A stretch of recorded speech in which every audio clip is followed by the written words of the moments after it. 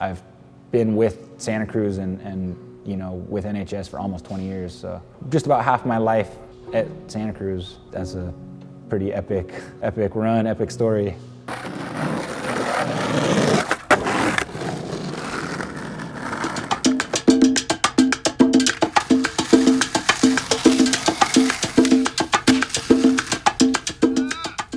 We're celebrating 15 years pro, which is crazy to think, and I know that from the moment that I found out that I had a pro model board in the warehouse to where I've gotten now and the things that I've done with Santa Cruz, it's unreal. First met Emmanuel Guzman, I'd say early 2000s. I'd been kind of out of the company for a little while, and I was doing a lot of rock poster stuff. And then the first skateboard I got back to was Emmanuel Guzman's board, which was the Dining with the Dead. Yeah, Dining with the Dead, I guess 2006. So it was pretty early on in my you know, pro career at Santa Cruz, but it was definitely one of the first. I came in, talked to Paul. Paul introduced me to Eman, and he was just like, you know, a Santa Cruz homie, you know, like I just felt like there was kind of an instant connection.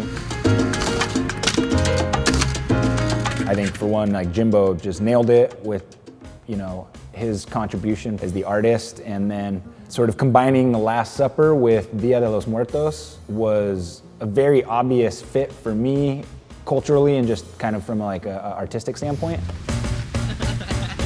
He wanted to kind of speak to his like Mexican heritage a little bit, but like he liked the bright colors of like the classic Santa Cruz graphics. You get all those colors of like the face paint, and then you got the skulls, of course, which is cool, you know, and then the Last Supper, which people recognize and is just iconic in itself. So 3 iconic elements and like put them all together, and it's just kind of a no-brainer that it would look cool. When Jimbo and I started to communicate and kind of come up with rough drafts of it, I just kind of knew that it was going to be an instant hit. It was just the 2 of the very like popular themes in Mexican and Latin culture that were going to be touched down in one, and then just aesthetically as a board graphic, that, you know, scene just looks so good.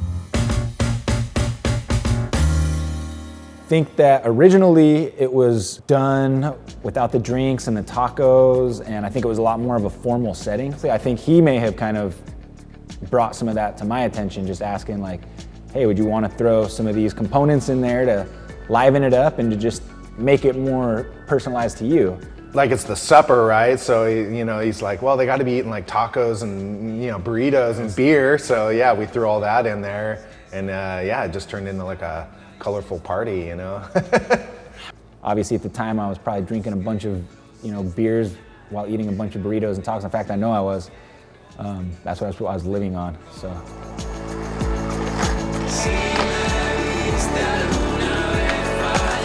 I think that Jimbo and I kind of through that board developed like an ability to really communicate. I had no problem asking for multiple renditions from him because we had a good relationship and a good rapport already. Eman's always fun to work with. Sometimes people they have their vision and you have your vision, and sometimes it can be hard to kind of connect the two, but he's real, just like, he has a good artistic eye, I feel.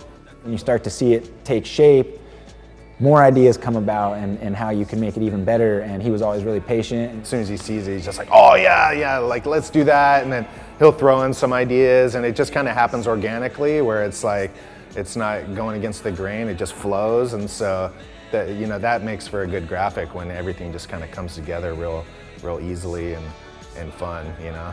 You know, the way it's been received by skateboarders and by skateboarding, and it's become one of those sort of classic graphics, and he's the other half of the conceptualization of it. I'm really glad that he was the one that did it. I think he did it perfect justice. That's one of those things that's taken on more meaning, I think, since I've had that graphic. I love the idea behind Dia de los Muertos, that you're honoring those who've you know, come and gone before you, and the roles that they've had in your life, and there have been a lot of those people in skateboarding for me now, and so there's not enough figures on that board to fill the you know, losses that I've experienced through my peers in skateboarding, but it definitely gives me something to look at and just to think about them and to think about that and just my own, you know, existence in this and my story, and so it's cool because it's kind of like one of those things that I feel is gonna be part of my story after I'm gone, which is rad. So it means all those things. I'd say it's probably in my top 5 graphics for sure, you know?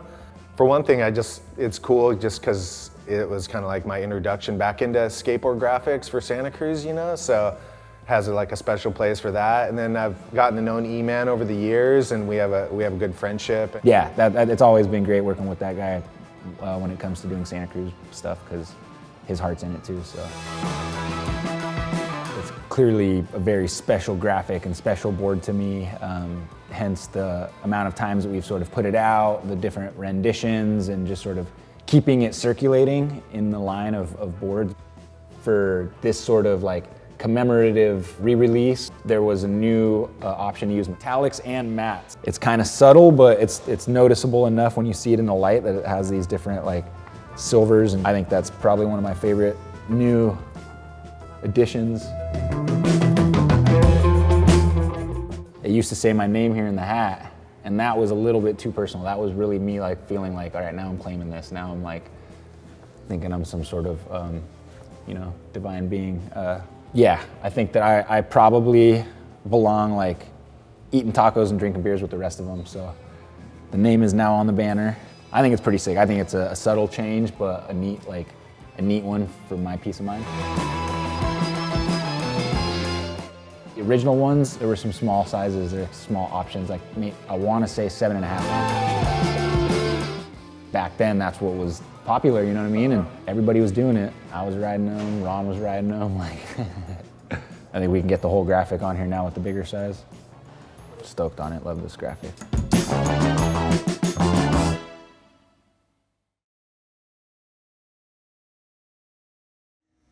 Thanks for checking out this video.